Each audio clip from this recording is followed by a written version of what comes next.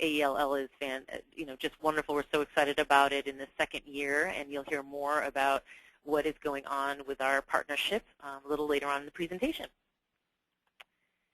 So for those of you that aren't sure and don't know, the Children's Environmental Health Network is a national nonprofit organization. We have been working for almost 23 years now with the same mission to protect the developing child from environmental hazards and to promote a healthy environment.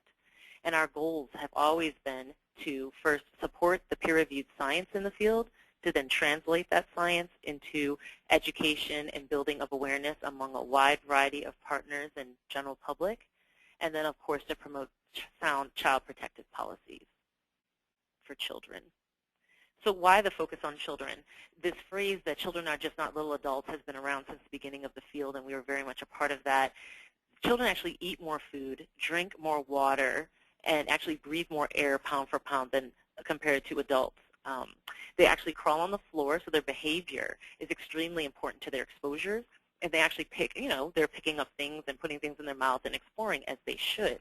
But unfortunately, that also places them at harm's risk. And of course, all of their developing systems, their nervous system, reproductive, hormonal, musculoskeletal, they're all still developing and growing, and this also places them at extreme risk. And their little bodies were never meant to, to process through the toxicants that many are exposed to at very young ages. So this also places them in extreme vulnerable situations. Here we're looking at the windows of susceptibility, and you'll see that those areas in red are very early in prenatal development, and that is considered a very highly sensitive period. And this is from environmental health perspectives in 2000. And then the yellow is maybe less sensitive, but we all know that all the way through early development, certainly in particular the earliest developmental years, through kindergarten and elementary are extremely vulnerable periods, but just because a child is now in first and second grade doesn't mean that they are now immune to having exposures that could have lifelong damage. So children are particularly vulnerable to environmental hazards, as I've just mentioned. Now, adults may also suffer little or no harm from the same amount of exposures to a certain chemical, such as lead, mercury, or alcohol, when that same exposure can be, cause lifelong, or we call it latency effect damage to a child. So there are some, federal policies that were supposed to protect us a little bit more than they currently are. The Federal Toxic Substances Control Act, otherwise known as TSCA, was passed unanimously by Congress, which is amazing, in 1976. It was implemented in 1979, and the fact is that we have anywhere from 82 to 90 plus thousand known synthetic chemicals in commercial use today. And in 1976, they knew that there were about 20,000 less, a good amount. And that 20,000 new chemicals have been added to our regular manufacturing process since the 70s. This rule was supposed to help us evaluate the human harm effects or to be able to rule out human harm effects due to these synthetic chemicals and to evaluate those. But it's a broken law. It assumes that chemicals are safe until otherwise proven otherwise by the manufacturer, which is tough. And only 200 have been evaluated by the Environmental Protection Agency since 1976 because it is such a rigorous program. And only 5 have been banned. The EPA must also weigh many health risks against the economic costs of banning and limiting and phasing out a chemical. So there are, of course, a lot of pressures on them by the manufacturing side.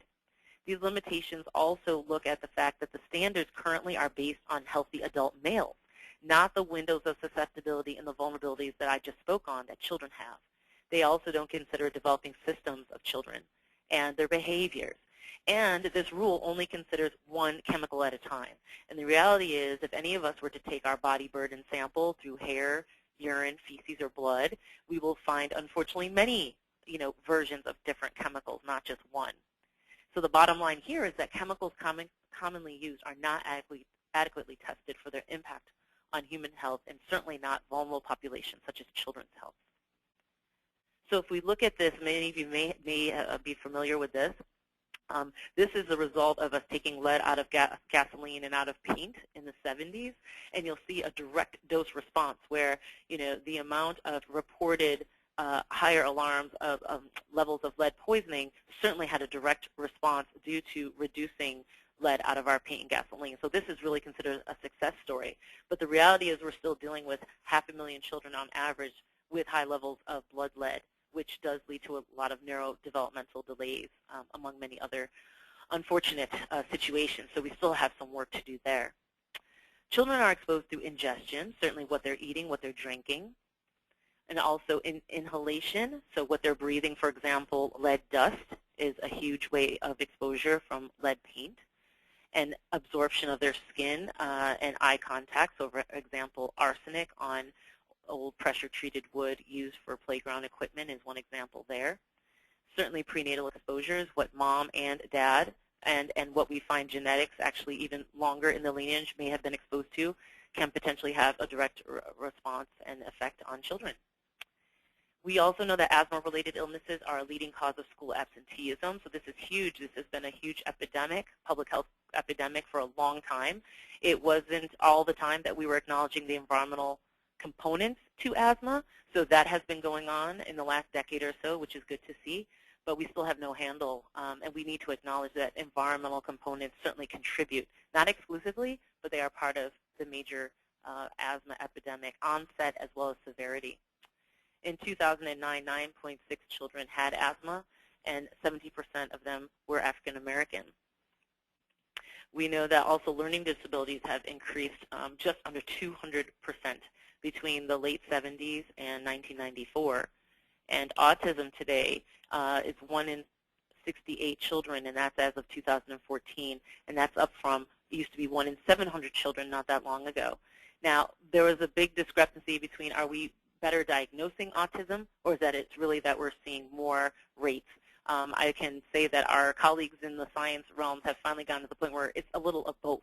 The reality is we are seeing more onset incidents of autism, but also we are doing better at diagnosing it, and especially at younger ages. So there are many factors that shape a child's health and development. Their genetics, their social economics, certainly. Poverty is huge in all of this. Parenting and support systems, nutrition levels, and of course many other social and cultural and economic implications. This graphic here just shows you some of the high-level implications to the neurological and emotional and social development of a child. So today's health concerns are, again, multifactorial. A children's environment is one factor that shapes his or her health and development and future. But if it's not a part of the scenario of solution building, then we're completely missing the boat. It is not the reason for all, but it certainly does play a role in much of our epidemics and preventable illnesses that children are facing. Environment does play a role in causing prevention or mitigation of asthma, learning disabilities. We are now dealing with the obesity and overweight crisis and autism, and some common chemical exposures do increase the risk of cancer decades later. We do know that 30% of human cancers may have an environmental health component. So I don't want to be dismal here, but it is good to know the realities. And of course, with many pros in our ways of doing things, our computers and our cell phones and our other conveniences, there are negative sides, and we just want to be upfront about those. But there are steps that we all can be taking to protect ourselves and our children and those that we love where they are in all places. So this is what started us getting into the early learning child care space. There was not really much happening 10 years ago focusing on the environmental health exposures in early learning. We do know that 60% of children below age 6 are enrolled in some form of child care in the U.S., spending up to, in some cases more than, especially in D.C. where I am, 40 hours per week. So there are few environmental health issues that are addressed by child care. There are, when we look at professional development opportunities, accreditation standards, quality rating systems, and licensing regulations, there's no standardized process right now that's happening, but certainly the partnership that you'll hear about a little later will get into some of the opportunities where we're trying to adjust this. When we look at the household chemicals that any of us, especially children, can be exposed to, you can look at cleaning and sanitizing and disinfecting products just as one major component. cleaning and sanitizing products and those that are used to deodorize rooms, especially in childcare. And there are many that are on the market that are harmful to children and have containing products that are known to be harmful to children. We want you to remember that clean does not have an odor. So if you want something to smell lemony fresh or, like some mountaintop, we have to definitely encourage to bring in more of those natural elements, not the artificial laced cleaners that have many other chemicals that are causing other issues. You want to be clean, and you want to also promote health and wellness. So that is the challenge for all of us. We want to mention Caring for Our Children, this fantastic resource that talks about routine cleaning with detergent and water is the most useful method for removing germs, and I know that that is what child care professionals are encouraged, the bleach to water ratio. However, we do notice, and we have observed in the last decade of this work, that sometimes the items and the surfaces do require additional steps after cleaning to further reduce the number of germs, and certainly if you're dealing with blood, urine, feces, we're talking about a different level of cleaning altogether. The label on the instructions is extremely important, and most disinfectant labels will indicate that the surface must be pre-cleaned before applying to the disinfectant. So we're just trying to remind you to keep up with those labeling instructions when they are provided. And here's just some checklists as far as when to clean versus when to disinfect, because there is a big difference. There's no single agreed upon clear line. You need to know and follow your laws in your state, of course, and the regulations in your district. We don't want you to sway from those. And we do encourage you to use the least toxic chemicals for the task at hand. So again, not necessarily working to disinfect everything all the time when general cleaning is required, which is usually a majority of the time, unless, of course, again, you're dealing with the blood, urine, feces type of scenario. This is another resource we would like you to know about. You can look at it at informedgreensolutions.org. It's a green cleaning, sanitizing, and disinfecting curriculum for early care and education, and one of our partners, great partners and trainers in this Eco-Healthy Child Care program helped to put this together, which is a great resource for all of you. And when you look at the definition, and I know that all the child care guidance out there does indicate the differences here, but we want to call them out. Sanitizers reduce but not necessarily eliminate microorganisms, and disinfectants destroy or irreversibly inactivate all forms of microbial life. So only a sanitizer or a disinfectant product with an EPA, Environmental Protection Agency registration number on the label can make public health claims that they are effective in activating germs. So again, we just want to remind you to look at your scenario for what it is, and for the most part, you're probably working to sanitize and provide general cleanliness. But in some unique cases, you may have to use disinfectants, and we just encourage you to use the least chemical solution possible, but also to think about other things like how close in proximity are your children. Is there a way to take them away from the situation, to air out the room? There are other parameters that are encouraged in our program and at the EPA and others. With bleach, using it appropriately is important. Provide refresher courses is what we're encouraging our state partners to do, because it is very easy to forget what that bleach water ratio is per state. There is a new higher concentration of sodium hypochlorite in bleach. The old percentage was 5.2 to 6%, and now it's 8.25. So again, we want to encourage you to use only an EPA-registered unscented product, because all those scents, all those added fragrances are not necessary for the use of the product. They just add more chemicals and potentially allergic reactions in many cases to the children that you're trying to prevent harm from. So looking at the principles of cleaning for health, you want to keep the dirt out, number one, to reduce the amount of dirt that you need to clean. You want to use less toxic, third-party certified, all-purpose cleaners, paper products, and hand soaps. You want to clean with an all-purpose type of cleaner that removes most germs, and you definitely don't want to allow your providers to bring in their own line of things. You want to stick to one line and make that the set of products that you're using in that facility. You want to disinfect only in targeted areas. and you want to update and maintain your equipment as much as possible. I remember getting calls when the Fisher-Price fiasco was going on, lead in Fisher-Price toys, and I tried to remind the media to keep this in perspective, that a lot of times we do our own disservice right here by breaking down the chemicals in older toys or other types of things that children are playing with by disinfecting them and breaking down the products used to make that toy or that item. So we have to keep things in perspective and how we maintain our equipment. You also want to install dirt-grabbing walk-off mats. That's highly recommended inside and outside of the entrances to your facilities and homes. And microfiber cloths and mops pick up dirt with fewer chemicals. HEPA vacuums are also very helpful, and they can be found in most stores out there. And or microfiber mops, instead of conventional dust mops, because dust mops are just swishing the dust from one side to the other, versus the microfiber ones are actually picking up the dust. You also we'd like to encourage you to install high filtration vacuum attachments. So again, just helping to increase the efficiency and effectiveness of your floor care equipment in an economic way. So you can also limit eating and drinking to assigned areas. That usually helps, and of course helps to reduce any potential pest issues. You don't want to allow providers, like I said, to bring in their own cleaning supplies from home.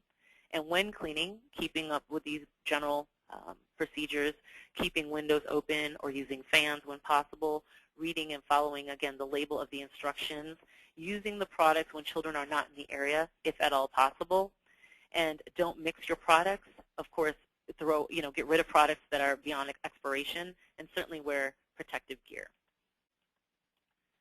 Now, there are safety data sheets, or SDS sheets, on all products that are out in the market, and you can ask for these. There's not anything you're going to find just readily available. You have to ask your manufacturers for these, but feel free to do so. As a consumer, you have the right to do so.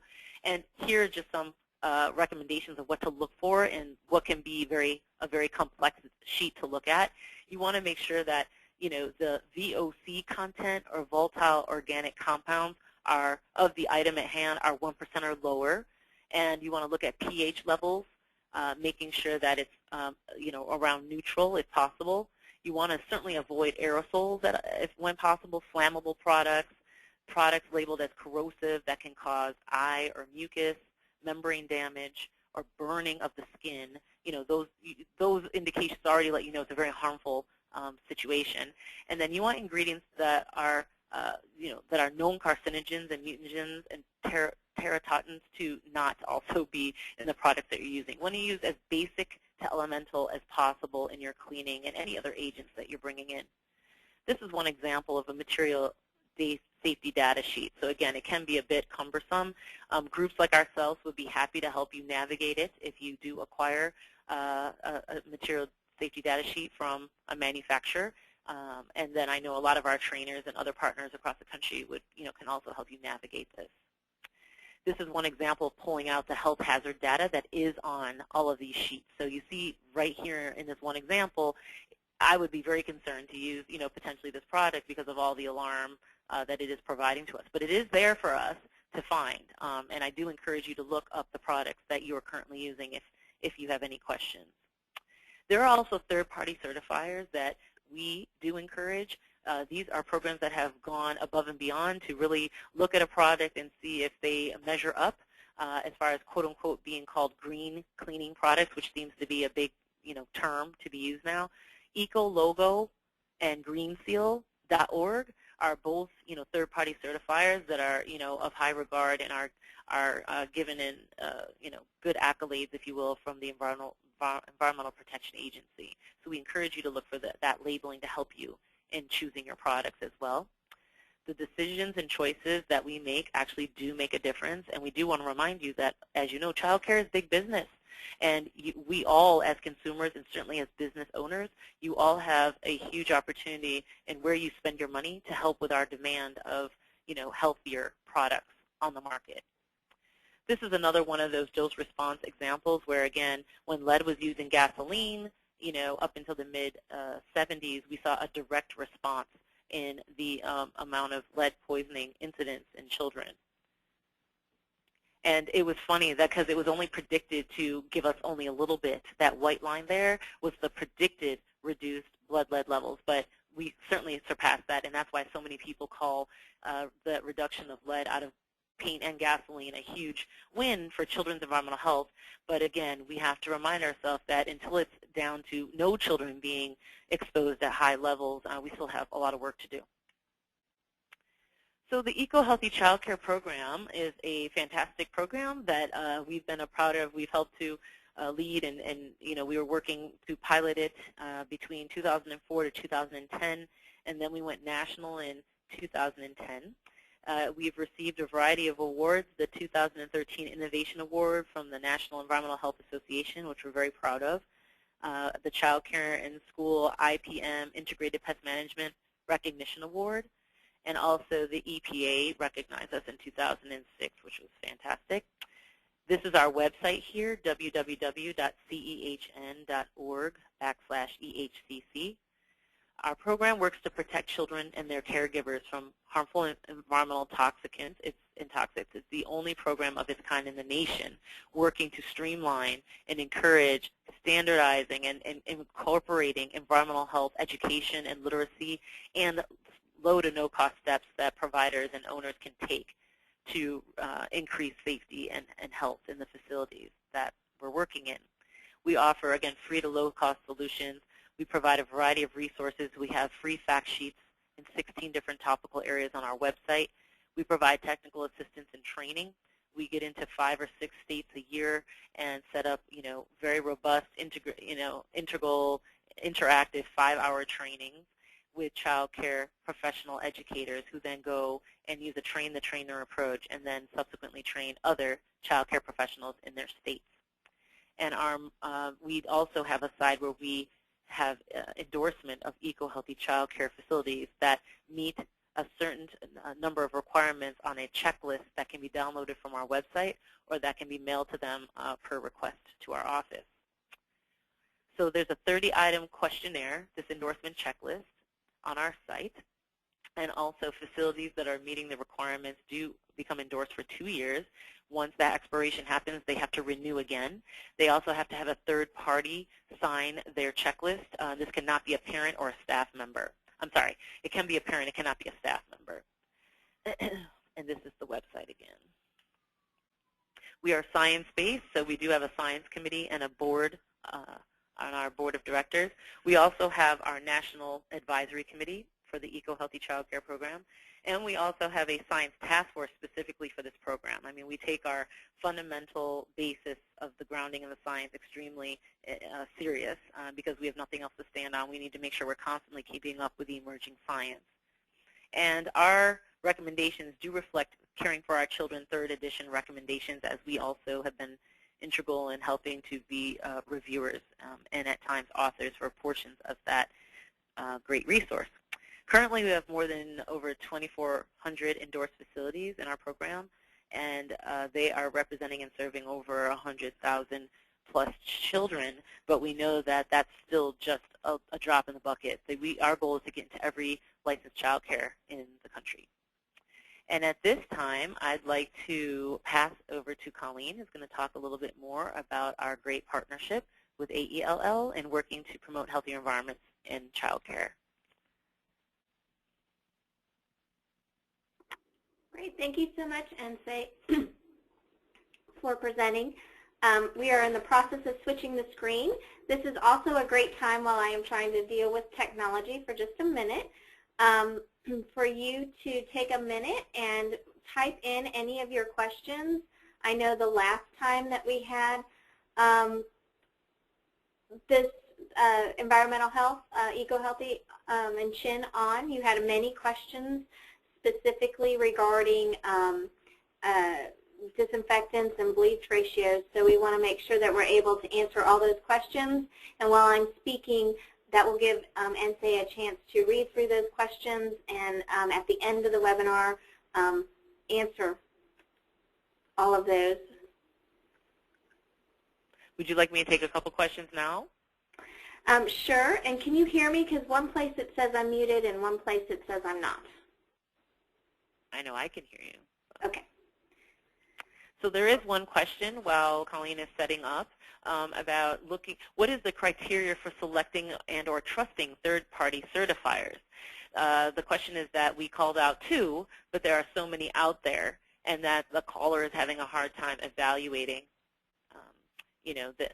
It's a very good question. We have gone through a lot of our resources and references. Our fact sheets and our materials do reference a lot of the Environmental Protection Agency resources, as well as the NIH, as well as other, public health, science-based organizations that are, considered to be under, decent review and science-based and all of that. So considering that, those are the 2 third-party certifiers, considering the fact of their longevity, considering the criteria. We've gone and looked at their criteria, and we've been comfortable with a level of scrutiny that they provide. But certainly we do keep our eyes open for others that are popping up. But I will be honest, there's a lot of greenwashing going on out there. That's why so far we've only called out 2. We're certainly open to others out there that you have questions about that we could explore more and do some research on. And we are certainly open to expanding our mention of these third-party certifiers if deemed appropriate. Another question is, do we recommend bagged HEPA vacs over bagless? And that is a good question. We could actually get back to the callers on that. I'm not clear on that. It's my understanding that a HEPA vac in general is considered of higher ability to collect, especially even the smaller pollutants in one's rug or flooring. So that has always been the guidance that I've seen. But I can definitely look more on that. And then there's a question about someone in the process of hunting for safer nap mats and nap cots and having a challenging time. Same thing. It's funny, we've actually been in the same process right now as we're getting similar questions. I'd also be happy if we have the ability to email participants with some of the answers to these questions. We are happy to do some, continue some of our research and get back to you within a timely manner on that. And I'll stop there because I don't want to take up too much time, Colleen. Well, great. Well, I'm really excited to announce this will be our 2nd year working with the Children's Environmental Health Network. We've received a 5-month grant to receive 50 hours of technical assistance. This is helping us both to provide you resources through our association as members, as well as the key focus has been to integrate the Children's Environmental Health Network, the Eco-Healthy Checklist, into our standards. We did have some environmental health indicators, but there are a lot of simple things that programs can do that would really protect children's health. Like one key thing that many people don't realize is that by switching from warm or hot water to cold water when cooking or serving water, it reduces significantly the chance of lead exposure. And so just as simple of, you save electricity by not using hot water in the kitchen, but especially when cooking, you always want to use cold water. And then when it's the first time for using the faucet after an extended period of time, in Austin, we're very water sensitive, so you don't have to do it for a very long time, but just flushing and letting the water run for about 30 seconds, I think was the recommendation, to make sure that any leftover debris in the pipes, because although the fixtures no longer have lead, a lot of times the solder or the pipes themselves can leach either lead or other metals. And I'm not an expert on this. I am becoming more of an expert as we do our research and looking at these indicators. And so that's why we partnered with Children's Environmental Health Network. And in the first round, we came up with many new indicators, but they fit really well within existing standards.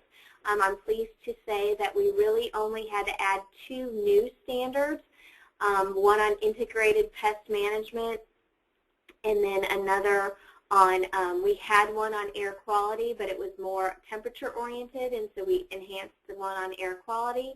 And then everything else really is fitting in, actually 3. The air quality, we adjusted a standard to fit air quality, and then the third was on the building structure and making sure that lead and other items, exposures aren't in the building. So we really have come up with, they've come up with great recommendations. The very final part of last year's project was to have the authors of Caring for Our Children, the CRC and National Resource Center, the NRC review, as well as an environmental health group out of California to see if the recommendations were adequate and reasonable. The nice part about the Eco-Healthy Checklist is it has been used both in family day homes as well as child care programs, all types and variations, both large corporate programs, very small programs, part-day programs, and full-day programs. And so the checklist has already been tested for its feasibility, and really NSA as well as her team are looking at ways that don't hinder but really enhance your program. And so the next step in this go-around is to look at those recommendations, make sure that, of course, some of the agencies, best practice might be just a little bit above what might be feasible for some programs, so looking at the feasibility. And then our next step is for the standards to go to our Policy Council, which gets presented at our conference.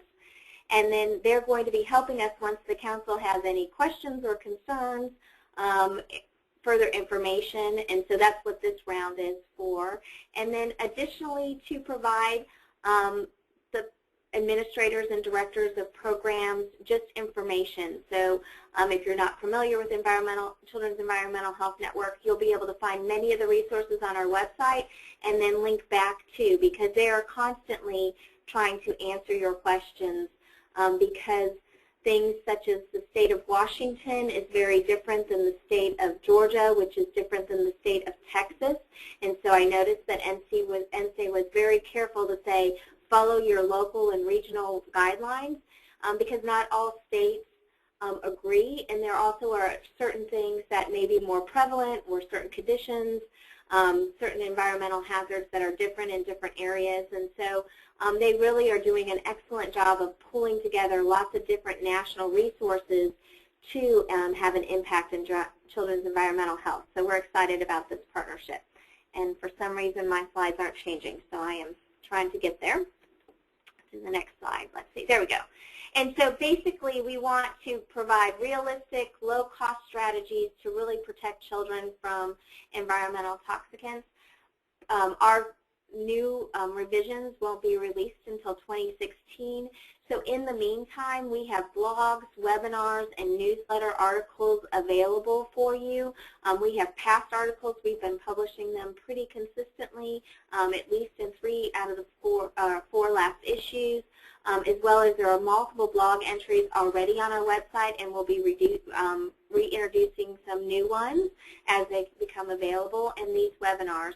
And so even prior to going ahead and incorporating these indicators, we want to make sure that you're aware of and have an opportunity to provide us some feedback on some changes that you might be making, as well as just getting the information. And so we will, in September, be reporting out our success stories and any lessons learned. So especially those of you who participated in this webinar today, and I noticed a few names that were familiar that may have participated in one of the environmental health webinars that we did last year. If you're seeing things that you've changed, simple items, or if you have some concerns where you still have some confusion, this is a great time for you to forward that information to myself, or I had Erin Schmidt introduce, Director of Accreditation, of any concerns that you might have or any conflicting information maybe you're getting from licensing, because as we have this resource, we want to make sure that we're providing you with the most up-to-date as well as the most expert information, because we know how busy and how challenging your jobs are, and to be expected to not only be an expert in early childhood, an expert in HR, and all the parent education, an expert in environmental health that changes so rapidly right now. We want to make sure you're getting the most up-to-date resources. So please let us know if there's information you want, something you want in our membership toolkits that we're putting together. We really want to be available for you. The next part is that lastly is that the Children's Environmental Health Network will be participating in our annual conference. They will have a session uh, at the conference and keeping classrooms safe. So if you're coming to conference, that might be one that you want to attend. Also, if you're attending our conference, the eco-healthy checklist will be included in our conference bag, so you can get those there as well. And then it will be included in our summer trade journal. So if you want to go find it now, you can go to the Children's Environmental Health Network.org and find the checklist there. But also, we will be reproducing it in our quarterly professional connections this summer. And so there are many simple things that you can do to become more environmental healthy. And I see that you have an awful lot of questions. So I'm not going to switch screens because I'm going to put some information about the session and things on my screen, but I'm going to let you go ahead and answer some of these questions. Well, thank you, and thank you, Colleen. Again, we are so excited about the huge impacts that your work continues to have and will continue to have in the early learning arena. So thank you for your continued leadership. It's exciting to work with you all. There is one question about that I had mentioned, no Lysols, aerosols, and what is your view on Lysol for odor and disinfecting or an alternative? So the whole deal with aerosols is it's not only an irritant, especially for those dealing with upper respiratory issues and asthma, but again, it's the function of the aerosol that also has other chemicals that you just don't want in your indoor space, especially if it's not well ventilated. So we can give you certainly some examples of some aerosol, alternatives to using the aerosols. But certainly we do, again, understand that there has to be alternatives for disinfecting, but it's the way, look for surface cleaners, not the ones that actually use that chemical that causes the actual aerosol to then spray out. So surface cleaners, again, less harmful, using some of those other skills and criteria I had mentioned earlier. I'll also mention that we have a safer cleaning fact sheet. It's one of our 16 fact sheets on our website. So I would, when we do some follow-up, I believe we can send emails to the participants. Is that right? Or a follow-up with some of these resources, Colleen? Is that true? Yes, that's correct. And you can okay. we'll get you those email addresses so you can send them directly to them. And yes. then for those of you who've registered, once you get that, if for some reason you don't want to receive further emails, you can just let the Children's Environmental Health Network know, and they're very good about that. But I would hate for them not to provide you lots of resources. And then I wanted to show you, there's a lot on our blogs right this second about conference. But we do have the blogs still posted here, and within our blogs on our website, if you're familiar, you can always click on, this last one was on lead, and get to the website. So I'll do that while you're continuing to answer questions, Ensei. Sure. No, that's great. So we will, give you some of those examples, but again, we definitely encourage no aerosols at all because of the actual function of the aerosol and the chemical that causes that. Surface cleaners, we will get you a couple links to our fact sheet and some of the other alternatives that you could look at. Another question was, what are your thoughts about using cleaners made with essential oils? We get this a lot. Same thing. Interestingly enough, there are some children out there that do also have some allergic reaction even to the essential oils. Now, usually if that's coming in contact with their skin, that type of thing.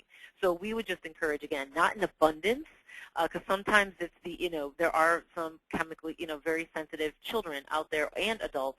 So more like just use of a small drop, in a water or whatever surface area that you're using it on, would be encouraged, and we would see that as a better alternative. But again, using that sparingly and in balance and not, overdoing it so that you don't cause any other allergic type of reaction there for children. And then there was a question about using ionized water sprayers for cleaning surfaces. That is a new one for me, so that's one of those that we will also follow up on, and thank you for that question, Karen. And then Gail Gensler, who's one of our wonderful trainers out in Washington, she just wanted to update us and let us know that the state of Washington has just revised its bleach guidance for child care providers, and they try to account for both the different concentration products out there, and they're aiming to reduce exposures as much as possible. And she provided the document for people to look at. So we'll also add this as follow-up for those of you that aren't able to see it. She gave the link here to where we could find that. And then there is a point here that we have automatic aerosol sprays for air fresheners. What is your thought on this? Yeah, I believe those are the ones that do the automatic spraying in the bathrooms, for example. Yeah, those, we are not supportive of those at all. Because again, I'd love to see the science on what exactly is being sprayed. It's one of those where, again, we're just using products, and yes, it, makes maybe the area or the diaper changing station smell a little bit better. But again, we don't want any type of random mist of chemicals just spewing into our indoor environment or any environment on any given time scale. You guys want to be able to control as much as possible what you're being exposed to and what the children in your facilities are being exposed to. So we are not supportive of those aerosol random sprayers. So I think that's all I had so far for questions. Well, I wanted to tell you a little bit about the association, since we do have a number of people who we're thankful the Children's Environmental Health Network, as well as ourselves, made this webinar free for everyone. So the Association for Early Learning Leaders is a leadership association specifically for owners, administrators, and directors of early care and education programs. We offer a number of services. One is our professional development opportunities. And through our professional membership, you get a discount on those opportunities. We do offer weekly webinars such as these, and we are in the process of finalizing our summer and fall calendars. So I noticed a lot of familiar names on the webinar. So if you are interested in some additional topics, please let us know. But we will be doing one more environmental health webinar prior to the September webinar, as well as having some additional resources available to you. And then we are going to be launching, we're calling them toolkits, in late May, early June, and we're hoping to incorporate some of the Children's Environmental Health online training, as well as if you're interested in learning more about environmental health, they have some great training and training resources on their website. I also wanted to point out conference registration is going strong, and our 31st annual conference this year is in St. Louis, and it's at the Hyatt at the Arch. And I wanted to show you a brief film because I see a few more questions coming in. I'll show the film, and they can read through those because we have ample time left. And then once the film is over about our conference. But I did want to point out we do have a board member from the Children's Environmental Health Network who is going to be presenting on Are Your Classrooms Safe? It won't specifically be this presentation. We were very careful not to do that. But if you are already planning to attend or are able to attend, it may be a session to get more information about. But here's a little bit about our conference. All right, and the volume is not working. Let's see if I can pause that for a minute and see why. And then next, I just wanted to point out that our conference calendar and schedule is available, and when we do this summer, we will also be doing a Train the Trainer for environmental health, and so we're excited about that. I missed that as a section of our webinar and part of our project. But here's a little bit about our conference.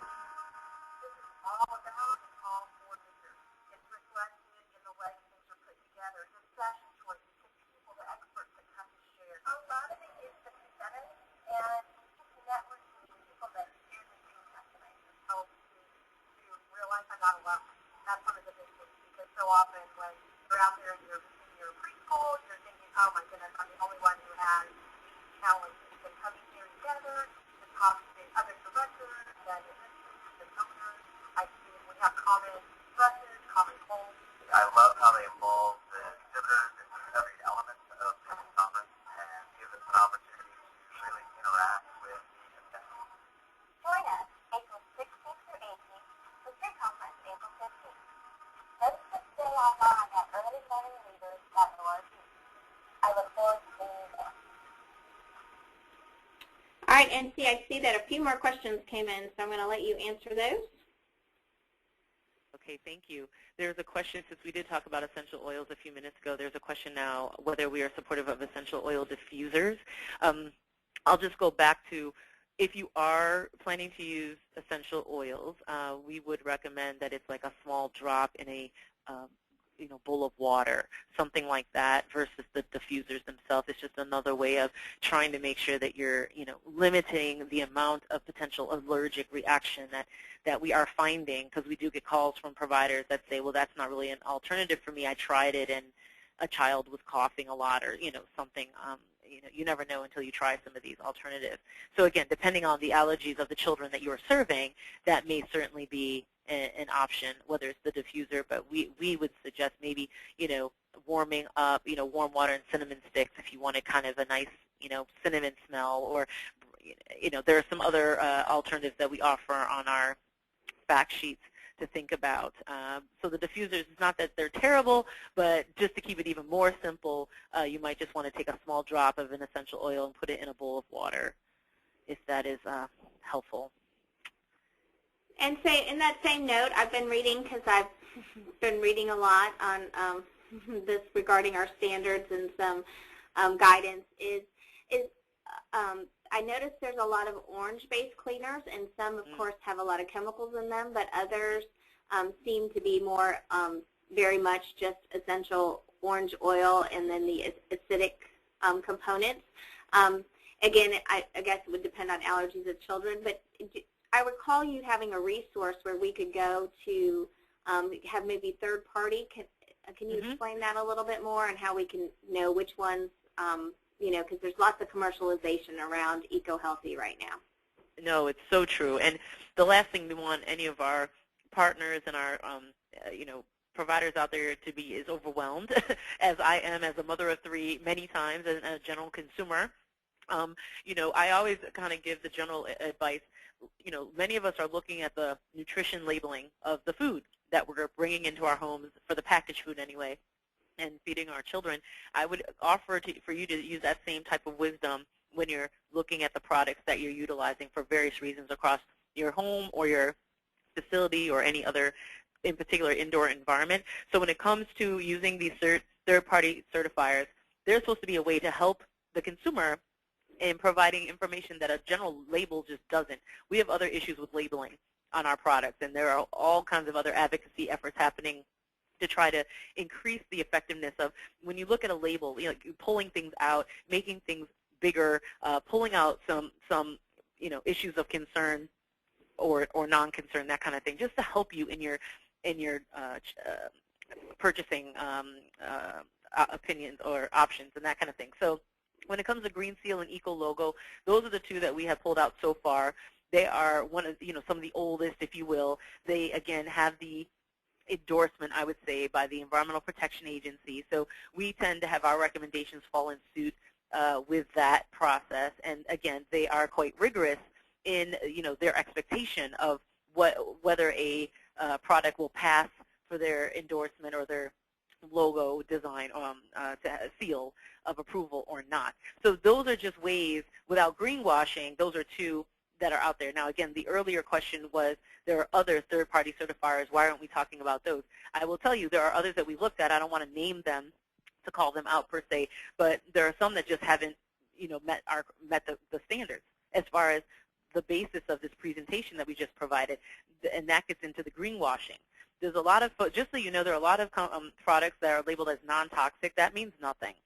Non-toxic, the topic itself, the term itself is not regulated in any way. So again, that's an example of greenwashing, understanding that there is a growing number of people in this country and otherwise that are looking for more and are much better informed than we were just 5, 10, 15, 20 years ago. And so they know that by slapping on green or slapping on the term non-toxic, they think that that's going to increase the driven demand to buy their product. But we all know better than that. Flip over that product and look further at what is actually listed as the first couple components. The first couple ingredients are going to be the majority of what is going to be in that product. If you start seeing things like flammable, will cause this irritation and that irritation, you already know you're dealing with a highly chemical mixture, and you just want to be careful for how you plan to use that. Again, we want to encourage you to look at disinfecting versus sanitizing. Sanitizing is happening a majority of your day, I know, as providers, as you're dealing with young kids trying to reduce germs, but disinfecting just be careful. You don't want to be disinfecting all day long because that's helping to break down the products that you're using and the toys much earlier than maybe their regular wear and tear. Sorry for the long answer, but I know this is a very heavy topic that we get asked about a lot. And I think we had, adequate time, and I think Gail also provided some information on the orange-based cleaners, because I think that was something, I just had the idea that since it's orange-based, it's safe, and that was not true in our office. We had someone with a chemical sensitivity. But it can be very overwhelming, I think, in our and a position as a director or an owner of a program in which there are so many things. Children under the age of 5 are the most vulnerable, and especially those of you who serve infants and toddlers. So our goal here is not to make your job more difficult, but to give you great information and to give you access to some tools and resources to really help you make some good decisions. Again, the one thing that I really value about working with Children's Environmental Health Network, both Hester and NSAE, is that they really come about it from the approach of what can we do to incorporate this into your day-to-day routine that's not going to make your routine more difficult. And so just really simple things that some of you probably are already doing but don't realize the impact of, having not only a doormat in front of your door but one of a certain size, because many of the chemicals that are brought into your program and many of the soiling or the dirtying comes from parents and the people coming into your program, and having those same doormats in front of the classroom so when children go in and out of the playground, and just some really simple steps. So we're providing this webinar not only to answer your questions, but hopefully to help you not feel more overwhelmed. Disinfectants and sanitizers is always one of our most challenging. I was glad to see that Gail put up the new information about Washington as a national organization that provides an accreditation process nationally. I will tell you that it is equally frustrating because we'll go to one organization and they say absolutely no bleach, but there are some states which the only disinfectant sanitizer you can use is bleach, and so there's much conflicting information, and so we're really trying to help you make educated decisions, knowing that you're going to have to make decisions about what's best for the children and family that you serve, and so really help look to us as a resource. For those of you who aren't familiar with the National Accreditation Commission, we do have currently over 1,500 programs participating in our accreditation process.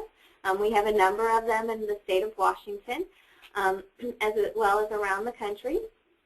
And it's a 3-year accreditation process, so I see many names of people who are already accredited by us also on the webinar, and know that just like always, when we release a new manual, you're not required to start that manual until you are on your 2nd annual report. And of course, anything that we integrate into that, we're going to look at some as emerging practices, as well as those that maybe have a greater impact on the children and will be more important. And that's what our last year of study is really going to be, is what are the things that we must enforce more heavily because they cause child harm, such as exposure to lead, especially if you had lead-based paint in your building, versus some of the other items that are a little more still in debate, like the bleach and non-bleach sanitizers, which we know you have to kill germs, and so there's always unintended consequences if you move from one product to another. And then we will, I will tell you it's our busy season because of conference, but we will be upgrading our resource section where our blogs are, as well as putting some websites of interest, and under professional development, our calendar of events. And so you can always look to here to find some helpful links. And then, of course, the Children's Environmental Health Network always has, they've done their research. They have a large committee of people who review things before they post them, so that both from the scientific standpoint as well as from the practical evidence-based practices. And so I think it's a great resource for you. And thank you, NSAE. I think there were a couple more comments, but I'll let you have the last word, and then we can let people exit the webinar unless they have more questions. Thank you, and I just want to thank all of you for being so attentive. These are really thoughtful questions and right in line with what we tend to get asked about majority through calls here as well as across the country as we're having trainings and great discussions and presentations. So thank you for your attentiveness here and all that you're doing. You are incredible pillars out there dealing and working with our most vulnerable, and we appreciate you. There was just one comment here by Gail Gensler, again in Washington State, where Colleen had already referred to it, but just saying that in some of the providers that they've dealt with, they found that the providers themselves were actually allergic to some of the orange-based cleaners, and that at times the orange-based products may have other issues, other contaminants as well, as we talked about in those fragrances. So, in general, she's encouraging, which I would support, to stay away from products marked danger, quote unquote, and in many cases you'll actually find that you'll be surprised what you'll find on a label, even if they're sparse, and sometimes they'll send you to a website for more information, but even the little bit of information on labels are quite informative if we actually read them. So our suggestion is to first turn over that product, read them, or if it's a mass manufacturer trying to target you for something long term, start asking them some of these tough questions. Encourage, force them to help you feel better about the COTS and some of these other things. Like I said, we're going to follow up with some of these great questions as these are questions that we get, and the research on it helps us in our better understanding of what's out there. I will say we try not to get into product endorsement one way or the other, but what we will try to do is provide you with the skills and resources of the questions you need to ask, of the things you need to be looking for and or not looking for. I also want to offer that we are happy at the Children's Environmental Health Network to help you, work through some of these questions. If you've done a little research and you're still not sure, you're still not, certain one way or the other, send us, some of the products you'd like us to look up. There are other resources we can go to, other colleagues at NIH and EPA that we can turn to help us make some better judgment calls for you, and also look at some of those safety data sheets. If you acquire some of those or want us to look at some of those on some of the products you're using, we're happy to help do that too. I mean, that is a resource that we want to also provide because we know it's very overwhelming. And like Colleen said, we do not want to overwhelm you. We want to empower you. We want to help you feel better about the hard-earned money that you're spending in your facilities and making sure that they're for products and services that are not going to harm anyone, including the children you serve in the long run. And then there was one point here by Gail about bleach, which is extremely exciting. In Washington, they're now getting started with coming up with a list of approved non-bleach sanitizers and disinfectants. So I would imagine once that resource is available and our better understanding of how they went about that, it could truly be a useful resource for the early learning field as well. And so on that note, I just want to thank all of you for your attention and your continued interest in these matters. We will follow up with these various questions and resources and provide those links to you. There was also a question about whether the PowerPoint can be made available. We're happy to provide that also. And again, you will have the option to stay in communication with us and to be added to our general communication list. And as you heard, the AELL conference is coming up. We encourage all of you to attend that can, and keeping up with that wonderful resource of an organization for the field. And we will certainly keep you up to date on when the September webinar will be. That will be more of a advancement on where we've been able to accomplish in this technical assistance and partnership in the next couple of months. And we thank you for your work and your attention. All right, well, thank you all so much. Remember that for your certificates, I noticed many names that are members, and so again, that will be attached to your member profile. We welcome all of our guests today, and thank you for joining us. We will send you or email you a PDF of the certificate for today's attendance. It will come out as one administrative training hour. You probably could also put /health and safety. And that will come through email. Remember, it takes us about 7 to 10 business days, but because it is going through your email, occasionally check your junk box. When we have attachments, it sometimes does go to your junk box. If you do not receive your certificate, you can email back to the person who, Erin Schmidt, and you'll have her email because she sent you the invitation. So you can always contact us. And again, on both ends, we'll go ahead and send out a PDF of the PowerPoint today through our invitation list, and then we will share emails with NSA because there are a number of resources that she may have to pull together, and as well as a saved copy of the question log so she can answer some of your questions specifically if she needed to find additional information.